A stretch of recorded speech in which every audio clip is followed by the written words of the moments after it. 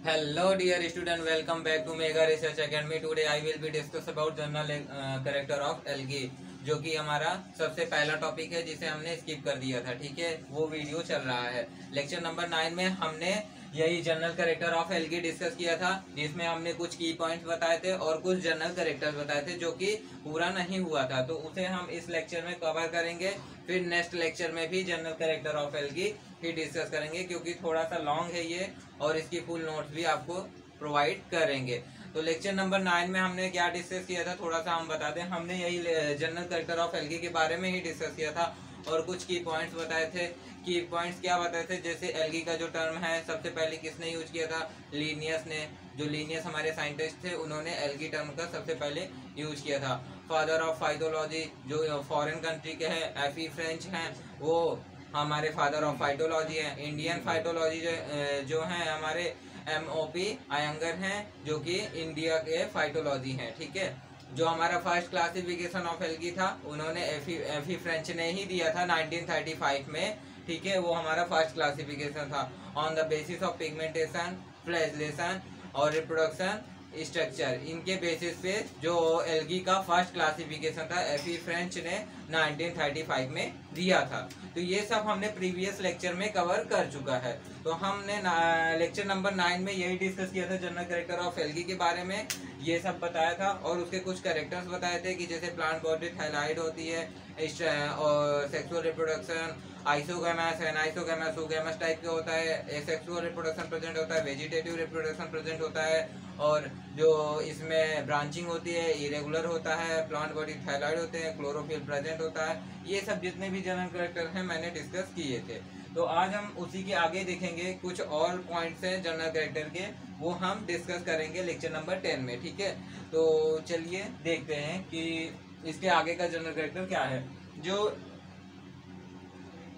जो पहला स्टेटमेंट क्या लिखा हुआ है, they have mostly unicellular sex organ without jacket of sterile cell, जो कि मैंने प्रीवियस लेक्चर में ही डिस्कस कर दिया था आपको कि इसमें जो सेक्स ऑर्गन होते हैं विदाउट स्टेराइल जैकेट के होते हैं। इसमें कोई प्रोटेक्टिव जैकेट नहीं होता है सेक्स ऑर्गन के लिए, जैसे ब्रायोफाइट्स में है। ब्रायोफाइट्स में आप जब हम पढ़ाएंगे ब्रायोफाइट्स, तो ब्रायोफाइट्स में मार्केंसिया और रिक्सिया है, तो वहाँ पे जो सेक्स ऑर्गन पाए जाएंगे आर्चिगोनिया और ये सब, तो वहाँ पे जो सेक्स ऑर्गन होता है वो उस पे जैकेट की कवरिंग होते हैं। ठीक है, वो जैकेट जो प्रोटेक्टिंग जैकेट होता है सेक्स ऑर्गन का, वो वहाँ पे प्रेजेंट होता है ब्रायोफाइट्स में। जैसे मार्केंसिया रिक्सिया में ये जैकेट देखने को मिलेगा, तो ये जैकेट वहाँ ब्रायोफाइट्स में इम्पॉर्टेंट है, लेकिन एल्गी में ये जैकेट जो है अब्सेंट है। ठीक है, एल्गी में कोई भी इस प्रकार का जैकेट नहीं प्रेजेंट है सेक्स ऑर्गन के ऊपर। ठीक है, सेक्स ऑर्गन के ऊपर कोई भी जैकेट, प्रोटेक्टिव जैकेट नहीं प्रेजेंट होता है। ठीक है, तो ये पहला पॉइंट हो गया, पहला स्टेटमेंट हो गया। दूसरा स्टेटमेंट क्या है,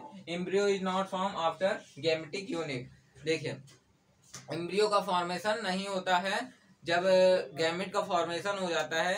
गैमेट के फॉर्मेशन के बाद एम्ब्रियो का फॉर्मेशन नहीं होता है। ठीक है, एल्गी में एम्ब्रियो का फॉर्मेशन नहीं होता है आफ्टर गैमेट। गैमेट के फॉर्मेशन के बाद एम्ब्रियो का फॉर्मेशन नहीं होता है। तो ये हमारा दूसरा पॉइंट हो गया। ठीक है, they are mostly chlorophyll containing autotrophic thalloid flower. देखिए, एल्गी में मैंने जब पहले ही क्लासिफिकेशन में डिस्कस किया था एल्गी कितने प्रकार के होते हैं, on the basis of habitat के आधार पे। On the basis of habitat के आधार पे aquatic, terrestrial and unusual habitat में बताया था। ठीक है, और सेकेंड वाला जो फर्स्ट क्लासिफिकेशन ऑफ एल्गी था, on the basis of pigmentation, reproduction, structure, इनके बेसिस पे जो क्लासिफिकेशन दिया था उसमें मैंने डिस्कस भी किया था कई सारे एल्गी में क्लोरोफिल प्रेजेंट होता है। ठीक है, सबसे ज्यादा जिन जिन एल्गी में क्लोरोफिल प्रेजेंट होता है वो ऑटोट्रॉफिक एल्गी होते हैं, मतलब स्वपोषी होते हैं। वो दूसरे के ऊपर डिपेंड नहीं होते हैं, खुद डिपेंड होते हैं, अपने भोजन को स्वयं से बना लेते हैं, उसका फॉर्मेशन खुद से कर लेते हैं, तो वो ऑटोट्रॉफिक एल्गी के अंतर्गत आते हैं। ठीक है,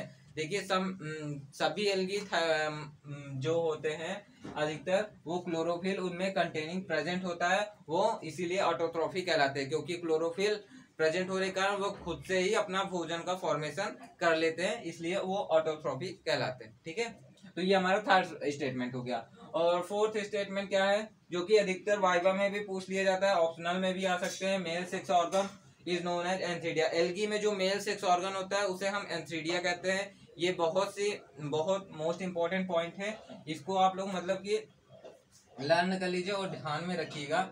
ये वाइवा के पॉइंट ऑफ व्यू से मेन है और ऑप्शनल में पेपर के पूछे जा सकते हैं। जैसे जो मेल सेक्स ऑर्गन है इसमें उसे एंथीडिया कहते हैं और female sex organ is known as oogonia. इसमें मेल सेक्स ऑर्गन एंथीडिया होता है और फीमेल सेक्स ऑर्गन ओगोनिया होता है। ठीक है, तो एल्गी में जो हमारा एंथीडिया ओगोनिया ये मेल फीमेल सेक्स ऑर्गन हो गए हैं। ठीक है, ये 2 पॉइंट आपके हो गए। अब इसमें जो राइजॉइड होता है आर एब्सेंट होता है। देखिए राइजॉइड कहाँ पाया जाता है, जब हम ब्रायोफाइट डिस्कस करेंगे तो राइजॉइड मार्केंसिया रिक्सिया इन सब में पाए जाते हैं rhizoid as like roots. Rhizoid जो होता है हमारा वो रूट्स की तरह होता है और रूट्स की तरह ही फंक्शन करता है और टोटली रूट्स नहीं होता है राइजॉइड। ठीक है, राइजॉइड को हम टोटल रूट्स नहीं कहेंगे, वो रूट लाइक स्ट्रक्चर होता है राइजॉइड, जो कि रूट की तरह ही फंक्शन करता है। ठीक है, राइजॉइड यहाँ पे एल्गी में एब्सेंट होता है क्योंकि थैलॉइड प्लांट बॉडी होती है, इसमें इरेगुलर ब्रांचिंग होती है एल्गी में, इसमें कोई भी ऐसा राइजॉइड देखने को नहीं मिलता है। जब आप प्रैक्टिकल करेंगे तो प्रैक्टिकल में आपको एल्गी भी मिलेगी, उसमें देखेंगे उसमें किसी भी प्रकार का राइजॉइड आपको नहीं दिखने मिलेगा, उसमें थैलॉइड प्लांट मिलेंगे और कुछ चैन लाइक जैसे नॉस्टॉक आपको जब मिलेगा तो वो चैन लाइक स्ट्रक्चर में रहता है। ओडोगोनियम भी ऐसे ही मतलब कि कॉलोनियल रहता है और फिलामेंट के रूप में रहता है। ये सब हमारे प्रैक्टिकल में कराए जाएंगे बीएससी फर्स्ट ईयर के, तो वो आप जब प्रैक्टिकल करेंगे तो उसमें आपको ये सब देखने को मिलेगा कि उसमें राइजॉइड एब्सेंट है, उसमें क्या प्रेजेंट है, ये सब प्रैक्टिकली करेंगे तो वो आपको अच्छी तरीके से लर्न हो जाएगा। ठीक है,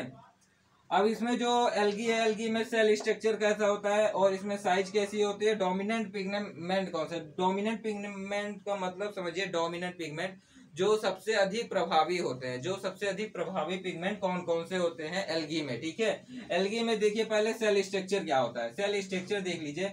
इसमें prokaryotic and eukaryotic cell structure पाए जाते हैं। प्रोकैरियोटिक का मतलब यूनिसेलुलर का, ठीक है, इसमें प्रोकैरियोटिक मतलब यूनिसेलुलर एल्गी, इसमें एक कोष की एल्गी रखे गए हैं। प्रोकैरियोटिक का मतलब यूनिसेलुलर होता है, यूनिसेलुलर एल्गी साइज। इसमें देखिए सेल स्ट्रक्चर इसके 2 तरीके से होता है। सेल स्ट्रक्चर या तो यूनिसेलुलर हो सकता है या तो मल्टी सेलुलर होता है। जैसे हम लोग हैं मल्टी सेलुलर, सेल स्ट्रक्चर हम लोगों का कैसा है, मल्टी सेलुलर है, क्योंकि हम लोग एक कोशिका से नहीं बहुत सारी कोशिका से मिलके बनी है हमारी बॉडी, तो हम लोग मल्टी सेलुलर के अंतर्गत आते हैं। जो एल्गी है वो यूनिसेलुलर है, जैसे नॉस्टॉक है ये सब यूनिसेलुलर में रखा गया, ओडोगोनिया में ये सब यूनिसेलुलर एल्गी है। ठीक है, प्रोकैरियोटिक यूनिसेलुलर एल्गी हमारे ये यूनिसेलुलर होते हैं एंड यूकैरियोटिक मल्टीसेलुलर एल्गी होते हैं। ठीक है, मल्टीसेलुलर एल्गी का मतलब वो जो एल्गी एक से अधिक सेल से मिलके बने होते हैं उसे मल्टीसेलुलर एल्गी कहते हैं। ठीक है, तो 2 प्रकार के इसमें सेल स्ट्रक्चर होता है, प्रोकैरियोटिक एंड यूकैरियोटिक। ठीक है, यूकैरियोटिक का मतलब मल्टीसेलुलर और प्रोकैरियोटिक का मतलब यूनिसेलुलर। इसमें कंफ्यूजन मत करिएगा कि प्रोकैरियोटिक का मतलब क्या होता है, यूकैरियोटिक का मतलब क्या होता है, इसलिए मैंने ब्रैकेट में लिख दिया है। ठीक है, अब इसमें जो साइज होती है, साइज क्या होती है, इसमें यूनिसेलुलर, माइक्रोस्कोपिक एंड मल्टीसेलुलर होते हैं। साइज भी इसमें यूनिसेलुलर होती है, माइक्रोस्कोपिक। माइक्रोस्कोपिक मतलब जो हमें अपनी आंखों से देखने से न दिखे उसे हम माइक्रोस्कोप के थ्रू देखें, वो माइक्रोस्कोपिक कहलाते हैं। ठीक है, यूनिसेलुलर माइक्रोस्कोपिक, यूनिसेलुलर होती है और माइक्रोस्कोपिक होती है, साइज में छोटी होती है, जैसे क्लेमाइडोमोनास है, ये सब साइज में छोटे होते हैं और माइक्रोस्कोप से देखने पे मिलते हैं।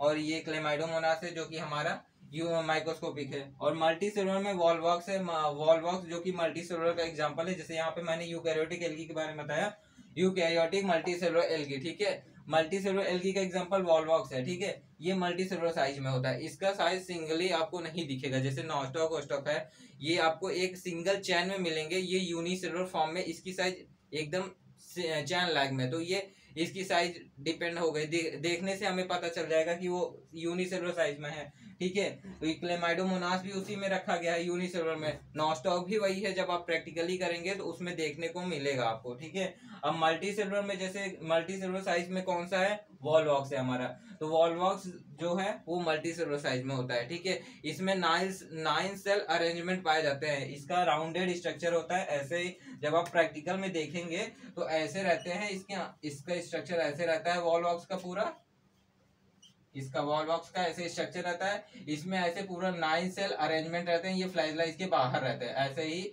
9 सेल अरेंजमेंट रहते हैं, टोटल 9 + 2 सेल अरेंजमेंट रहता है। ठीक है, जब वॉलवॉक्स पढ़ेंगे तो उसमें ये 9+2 सेल अरेंजमेंट देखेंगे। ठीक है, वॉलवॉक्स ऐसे ही पूरा हमें माइक्रोस्कोप में दिखाई देगा जैसे हम बुक में देखते हैं।